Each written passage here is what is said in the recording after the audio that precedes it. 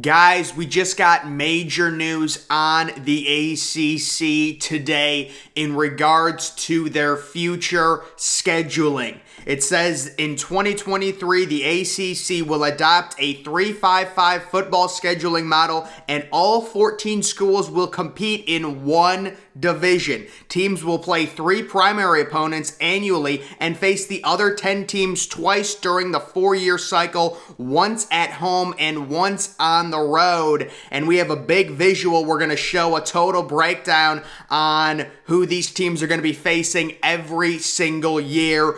Guys, I quickly want to say before we look at this breakdown, expect the Big Ten to announce something very similar to this model, because I just checked, and if you guys don't know, normally the Big Ten puts out future conference schedules years in advance, but recently, about 2 months ago, they completely took down every Big Ten team's conference schedule in 2023, 2024, and 2025. So I would expect the Big Ten in the coming weeks or even coming days to announce a very similar 3-5-5 scheduling model where you're locked into 3 opponents every single year, and then you rotate in between the other opponents, whenever you face them. But guys, what you need to know about this, it is 2023 through 2026 for the ACC. So this scheduling model will be locked in starting not this year, but the next year.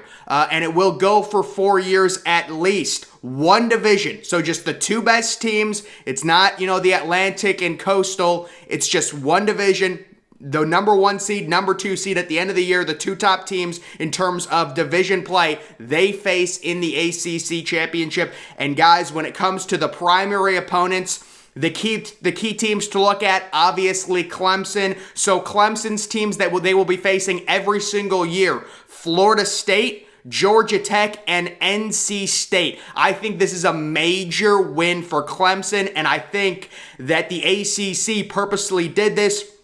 That's a very easy 3 teams. Florida State, we really don't know what they're going to be, but they're floundering. I can't see them, randomly becoming a powerhouse in 2024 or 2025, maybe with the help of NIL. But honestly, they're one of the, teams that I haven't really heard much on the NIL front. They are from Florida. You would think they would really get in that game. But Clemson gets Florida State, Georgia Tech. We know Georgia Tech is never very good. And then NC State. And you could argue NC State is a good team, but the reason everyone is so high on NC State in 2022, you're going to hear a lot of hype for NC State, is because they have a very veteran-laden team. In 2023, they're going to lose a lot of their seniors. They don't recruit well enough to reload, so they're going to have to go into a total rebuild. So for Clemson, 3 locked opponents. You're facing these 3 teams every single year. The teams you want to avoid: Miami. They avoid Miami. Maybe Pittsburgh, you avoid Pittsburgh. Those are the 2. And even North Carolina. Yeah, North Carolina has recruited very well under Mac Brown. They've got a nice young nucleus. Looking at other teams, 3 locked opponents for North Carolina: Duke, obviously the rivalry, NC State, and Virginia. Guys, the ACC, nothing against the ACC, it's just not a very good conference. A lot of these teams are very average, but 3 very winnable games for North Carolina. If you're a North Carolina fan, you want to dodge Miami and you want to dodge Clemson, and you dodged both of them. If those are your 3 primary games, that's a win. For Miami, their 3 primary games, they're going to be facing these teams every year: Boston College, Florida State, and Louisville. So the ACC spreading around their best teams. Just when you look at recruiting, the top dogs in the ACC are Clemson and Miami. Pittsburgh, their 3 teams, it's going to be Boston College, Syracuse, and Virginia Tech. So that's a major win for Pittsburgh. That's 3 very winnable games.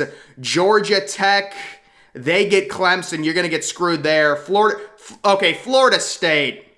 Florida State gets Clemson and Miami, and then also Syracuse. But that is tough. You're trying to rebuild a program, and you're locked in with Miami and Clemson. And guys, the reason I'm saying, Miami's a tough team, Due to NIL, Miami is going to start recruiting a lot better. They just landed a top 50 overall quarterback, gave him a $9.5 million NIL deal. Their NIL collectives are extremely impressive, and you've also got the party atmosphere in Miami working for you, although they're playing at the Hard Rock Stadium. That's unfortunate, but Miami's going to be a big team.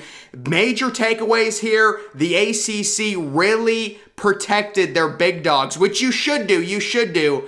Clemson not having to face Miami, or having Miami as a protected crossover. Clemson not having to face Pittsburgh. Clemson not having to face North Carolina. The one team you could say maybe NC State, maybe Florida State, but I don't think NC State recruits well enough. And it seems like we've been waiting for Florida State to do something for years now, and they might end up firing their coach if they have another 5 or 6 win season. So that'll be another complete restart for Florida State. Losing Travis Hunter, the #1 overall prospect, took a lot of wind out of their sails. So guys, this is major. And this is very similar to what the Big Ten is going to announce, I believe, very soon in terms of their future conference schedule. And we'll see something very similar to where Michigan will get 3 locked opponents. Ohio State will get 3 locked opponents, and then you'll rotate and face other teams in kind of a round-robin type thing, and it's just one division, and the 2 best teams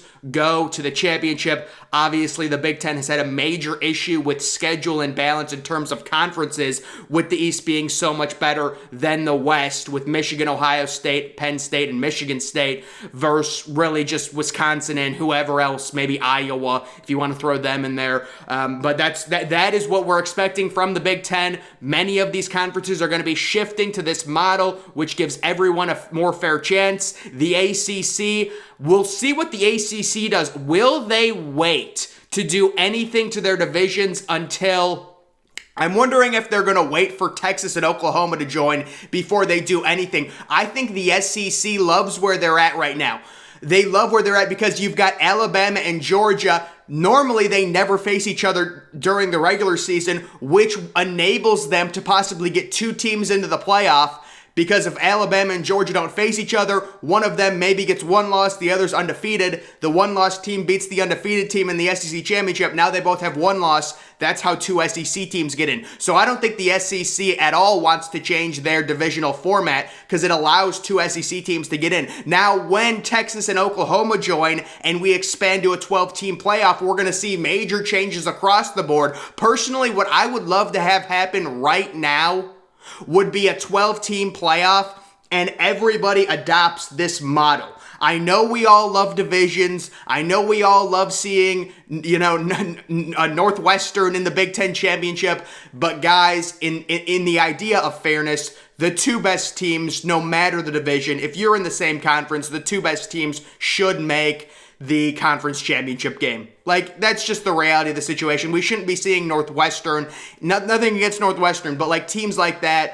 There's been a few times with the ACC where Clemson's faced a terrible team, like 3 or 4 years ago. It's just because, that division is so bad, and now we're seeing, starting in 2023, a major change with the ACC model, and you guys can look whichever team you want to see in terms of the 3 opponents. But just wanted to discuss that. That is major news. We are now waiting on the Big Ten to announce something very similar to that. Once again, guys, the Big Ten took all of their divisional scheduling down for future years. So 2023 and on, there's no divisional scheduling because I think they're going to be doing something exactly like this model where you face 3 teams, the same 3 teams every single year. Obviously, Ohio State would be protected. They'd be facing Michigan every single year, and then 2 other teams like Nebraska and, Rutgers, just for example. So something very similar to this. We'll have to see. But guys, that is going to do it for this video. Make sure you're following me on Twitter. Link to that's always in the description. I'm, of course, the Depressed Ginger. Thank you for watching.